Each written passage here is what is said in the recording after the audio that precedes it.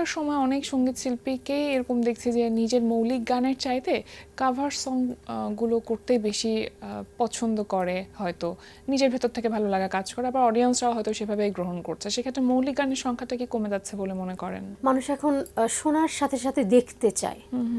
এখন যে শুধুমাত্র শুনবে তা কিন্তু নয়, এখন শোনার সাথে সাথে তারা মিউজিক ভিডিও বা একটা ফিল্ম তারা ওইটা উপভোগ করতে চায় যে আসলে এই গানটা দিয়ে কি বোঝানো হয়েছে সেটা দেখতে চায়। তো সেই জন্য আমার মনে হয় যে একটু এদিক ওদিক হয়ে যায়।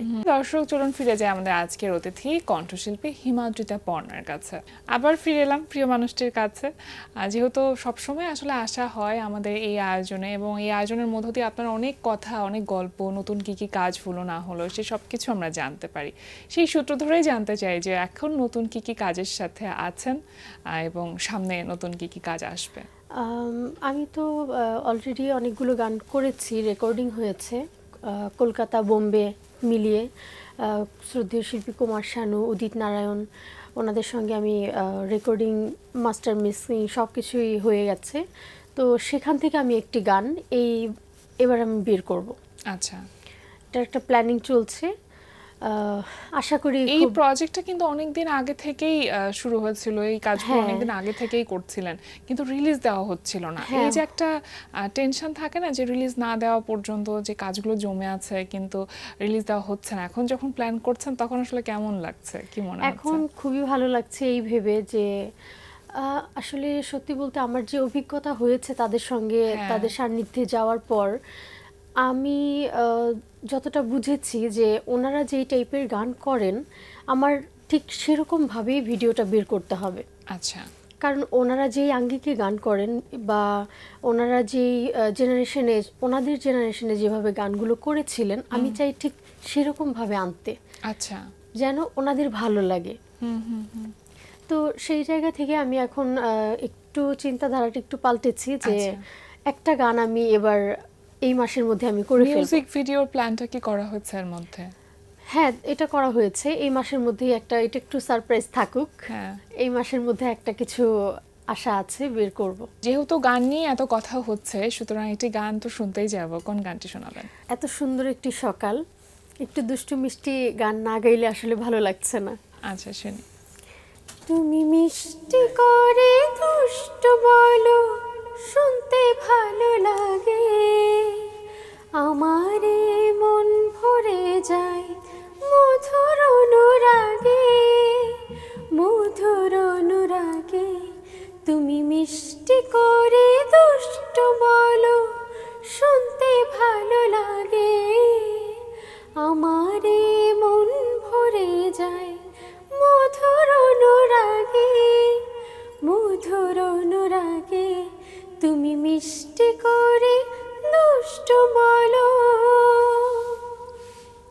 বাহ, মিষ্টি মিষ্টি দুষ্টু দুষ্টু একটি গান দিয়ে শুরু হলো আমাদের আজকের এই আয়োজনটা, এবং ভালো লাগছিল আসলে শুনতে। আর এই গানগুলো এরকমই গান না, যখনই শোনা যায় না কেমন ভালো লাগে অন্যরকম। আসলে আমি মনে করি কি যে এই গানগুলো কখনো পুরনো হবার নয়, এবং আমাদের পরে যারা আসবে জেনারেশন এবং তারপরেও যারা আসবে তারা কিন্তু এই গানগুলো দিয়েই শুরু করবে। তাদের জীবনটাই কিন্তু শুরু হবে এই গানগুলো দিয়ে। কারণ আমাদের যে অনুভূতি বা আমরা যে ভাষায় কথা বলি বা আমাদের আবেগের যে জায়গাটা এই গানগুলোর মধ্যে কিন্তু সব রয়েছে। এখনকার সময় অনেক সঙ্গীত শিল্পীকেই এরকম দেখছি যে নিজের মৌলিক গানের চাইতে কাভার সং গুলো করতে বেশি পছন্দ করে, হয়তো নিজের ভেতর থেকে ভালো লাগা কাজ করে, আবার অডিয়েন্সরাও হয়তো সেভাবেই গ্রহণ করছে। সেক্ষেত্রে মৌলিক গানের সংখ্যাটা কি কমে যাচ্ছে বলে মনে করেন? না, করছে তো, মানুষ তো করছে কিন্তু নিচ্ছে না। করছে, তবে আসলে নেওয়ার মতো হয়তো হচ্ছে না, বা অডিয়েন্স পর্যন্ত রিচ করতে অনেক সময় লেগে যাচ্ছে, পছন্দ হচ্ছে না। আর তাছাড়া এখন হয়েছে কি যে মানুষ এখন শোনার সাথে সাথে দেখতে চায়। এখন যে শুধুমাত্র শুনবে তা কিন্তু নয়, এখন শোনার সাথে সাথে তারা মিউজিক ভিডিও বা একটা ফিল্ম তারা ওইটা উপভোগ করতে চায় যে আসলে এই গানটা দিয়ে কি বোঝানো হয়েছে সেটা দেখতে চায়। তো সেই জন্য আমার মনে হয় যে একটু এদিক ওদিক হয়ে যায়, কারোরটা ভালো লেগে যায়, কারোরটা ভালো লাগে না। নিজের বাবা তো আপনার গান গাইতেনি, সেই জায়গা থেকে তো একটা বলা যায় না প্রত্যাশার চাপ কিন্তু থাকে, যে যেহেতু আমি সঙ্গীত ফ্যামিলি বিলং করি, তার মানে আমার কাছ থেকে ভালো কিছু কাজ আশা করবে দর্শকরা বা শ্রোতারা। তো সেই চাপটা কখনো আপনি নিজে অনুভব করেছেন কিনা? না, আমি অনুভব এই জন্য করিনি। আমার বাবা সরকারি চাকরিজীবী, তো আমার ওই দিকটা থেকে আমার বাবা অনেক সাপোর্ট করেছে আমাকে। আমাকে শুধু বলেছে যে তুমি প্র্যাকটিস করো, তোমার কোথাও যেতে হবে না, কোনো গান গাইতে হবে না, কোনো টেলিভিশন কিচ্ছু লাগবে না, আমি ওরকম কিছুই চাই না। আচ্ছা, তুমি শুধু তোমার গানটাকে তুমি ধারণ করো। আমার বাসায় শুক্র শনিবার হলে আসর বসতো, আমার ক্লাসিক্যাল টিচার থাকতো। আমি কোনো একাডেমিকভাবে শিখিনি, কিন্তু আমার বাসায় আমার টিচার আসতো একদম আমার ভার্সিটি পর্যন্ত। আচ্ছা, আমার বাবা তবলা বাজাতো এবং আমার বাবা যার কাছ থেকে শিখতেন তবলা তিনিও থাকতেন। আমার বাবা কিন্তু আজ থেকে হয়তো 2 বছর আগ পর্যন্ত উনি তবলা শিখেই যাচ্ছেন, আচ্ছা, শিখেই যাচ্ছেন, শেখার শেষ নেই। তো সেই জায়গা থেকে প্রত্যাশা বলতে আমি যে এই জায়গাটায় আসবো, এইটা কখনো কেউ চিন্তা করেনি আমার বাসায়। আচ্ছা, মানে কোনো টার্গেট নিয়ে আসলে গানটা শেখা হয়নি? একদম না। গানটা হচ্ছে আমার নেশা, আমার পেশা না। কিন্তু আমি কোথাও সত্যি বলতে স্টেজ শো করি না, আমি কোথাও তেমন আমাকে দেখা যায় না, আমি খুব নীরবে কাজ করি, আমার ভালো লাগে যেটা আমি সেই কাজটাই করি। এবং খুব পরিচিত যেই মানুষগুলো হয় এবং আমার ভালো লাগার মানুষগুলো যদি বলে যে না এখানে একটা অনুষ্ঠান আছে, খুব ভালো একটা অনুষ্ঠান হবে, আসো, ওকে, নিজের কমফোর্ট জোনের ভেতরে। হ্যাঁ, যেমন সিঙ্গাপুর আমার খুব পরিচিতি আছে, ওখানে গেলে আমার গান গাইতেই হয়। এবং মালয়েশিয়া অ্যাড হয়েছে এবং ইউরোপ থেকেও অনেকে আমাকে ডাকে। খুব সম্প্রতি কিন্তু আপনি শো করে আসলেন সিঙ্গাপুর এবং মালয়েশিয়া থেকে। কেমন ছিল সবকিছু মিলে? অনেক ভালো ছিল, কারণ ওখানকার যে বৌদিরা দাদারা আছেন আমাকে তো সবাই চেনে এবং খুব আশাবাদী আমাকে নিয়ে, যে মানে ওরা মনে করে যে আমি গেলে ওদের একটা কমফোর্টেবল ফিল হয়। এখন দেখছি না অনেক সঙ্গীত শিল্পীকে যারা গান গাইছে, গান গাইবার পাশাপাশি হয়তো কখনো লিখছে টুকটাক করে কিংবা সুর দিচ্ছে, সেই ব্যাপারটি কখনো হিমাদ্রিতা পর্ণার মধ্যে কাজ করেছে কিনা? এগুলো পাগলরা করে, আমি পাগল হতে চাই না। অনেক সৃষ্টিশীল মানুষ হতে হয়। হ্যাঁ, আসলে আমার মনে হয় এই কাজগুলো যারা করে এবং সিনেমা যারা বানায় তারা না পাগল, তারা আমার মাথায় আসে না তারা ক্রেজিনেসটা না থাকলে আসলে কোনো কিছু সৃষ্টি করাটা বেশ কঠিন। হ্যাঁ, মানে ওনারা কিভাবে এগুলো সাজায়, কিভাবে এগুলো করে, আমি সত্যি আমি অবাক হয়ে যাই। এই জন্য আমার এক কথার উত্তর যে ওরা পাগল, আমি পাগল হতে চাই না, আমি ওটা পারবো না।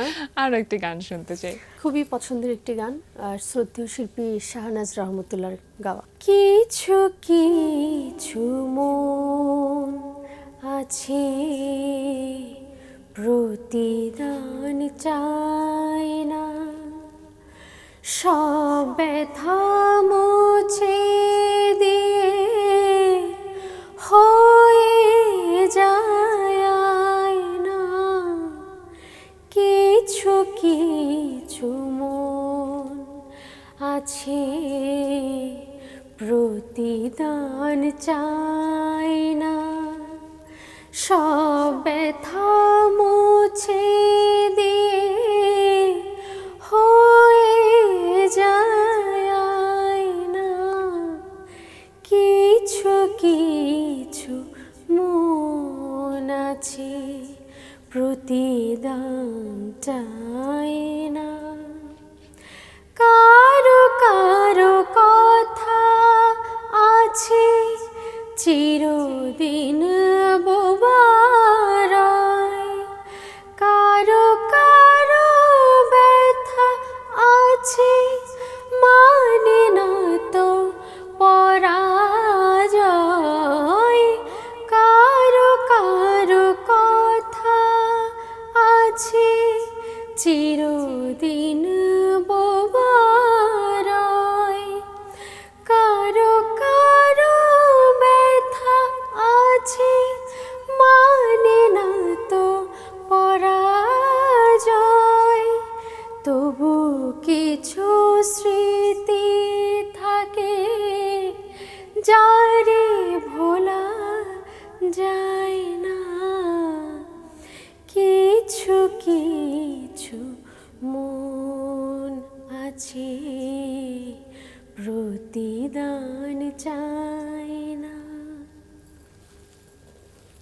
শিল্পীদের মন আসলে প্রতিদান চায় না দর্শকদের ভালোবাসা বা শ্রোতাদের ভালোবাসা ছাড়া, তাই না? এটাই আসল কথা। আমরা যে নতুন নতুন গানগুলো যে বানাই, আমরা কি আশা করে বানাই?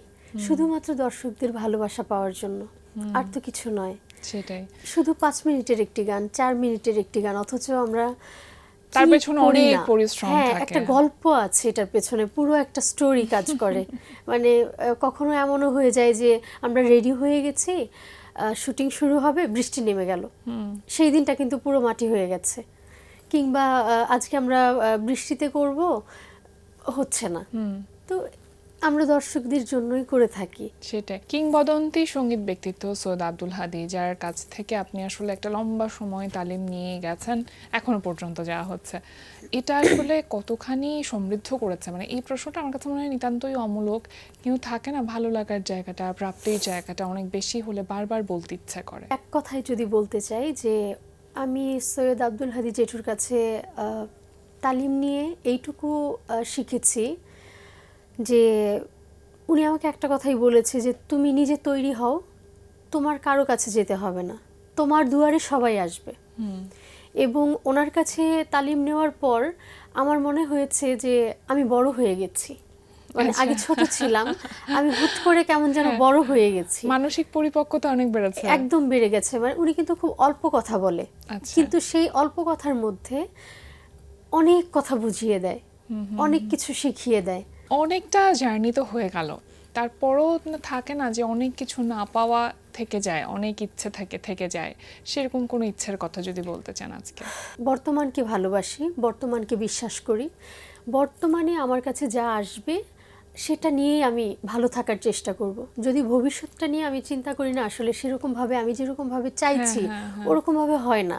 ধরুন আমি একটা কিছু চাইছি, আপনার কাছেই আমি চাইছি, কিন্তু ঠিক ঠিক সেরকম ভাবে কি আমি সবসময় পাবো? না, পাবো না। কিন্তু চাওয়াটা যদি পূরণও হয়, হয়তো সেটা আমার মতন হলো না, আমার মতন হয় না, এটা হবে না, তখন মনটা খারাপ হয়ে যায়। তো আমি সেই জায়গাটায় যাই না। একেবারে শেষের দিকে চলে এসেছে, সব শেষে আপনার কণ্ঠে শেষ গানটি আমরা শুনবো আজকের আয়োজনের।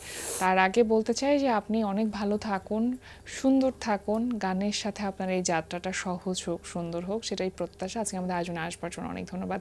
সর্বশেষ গানটি শুনবো, তবে তার আগে আমি দর্শকদের কাছ থেকে বিদায় নিয়ে আসি। প্রিয় দর্শক, এতক্ষণ কথা হচ্ছিল অতিথির সঙ্গে, এবার সময় হলো বিদায় নেবার। আমাদের অনুষ্ঠান সম্পর্কে আপনার যে কোনো মতামত ও পরামর্শ জানাতে লিখুন এই ঠিকানায়। প্রযোজক দিন প্রতিদিন, Bangla Vision, Note Tower, 110 Bir Uttam C R Dutta road, Dhaka 1205। Phone 963203 থেকে 4। আমাদের ইমেল অ্যাড্রেস dinprotidin@banglavision.tv। বিখ্যাত রোমান দার্শনিক মার্কাস টুলিয়াস সিসেরোর একটি উক্তি বলে অনুষ্ঠান শেষ করব আজ। তিনি বলেছেন, তুমি বেঁচে থাকার জন্যই খাবে, খাওয়ার জন্য বেঁচে থাকবে না। দর্শক, আপনারা সকলে ভালো থাকুন, সুন্দর থাকুন। আজ সারাটা দিন সবার জন্য শুভ ও আনন্দময় হোক। এবার গান। বিদায় নেওয়ার আগে একটু বলতে চাই, এখানে যারাই আছেন আমার খুব ভালোবাসার মানুষ, এবং আপনিও এত মিষ্টি করে আমার সঙ্গে সঙ্গত করলেন, আপনাকেও অনেক ধন্যবাদ। এবং ক্যামেরার পেছনে যারা রয়েছেন তাদেরকে তো অসংখ্য অসংখ্য ধন্যবাদ। তারা ছাড়া কিন্তু আমরা কিছুই না, আসলে আমরা কিছুই না ওনারা ছাড়া। তাই তাদেরকেও অনেক ধন্যবাদ। বাংলা ভিশনকে অনেক অনেক শুভকামনা। কোন গানটি শুনছি এবার সর্বশেষ আমরা? খুব পছন্দের একটি গান, শ্রদ্ধেয় শিল্পী কুমার শানু এবং মিতালি মুখার্জির গাওয়া। ভালোবাসা যত বড়, জীবন তত বড় নয়।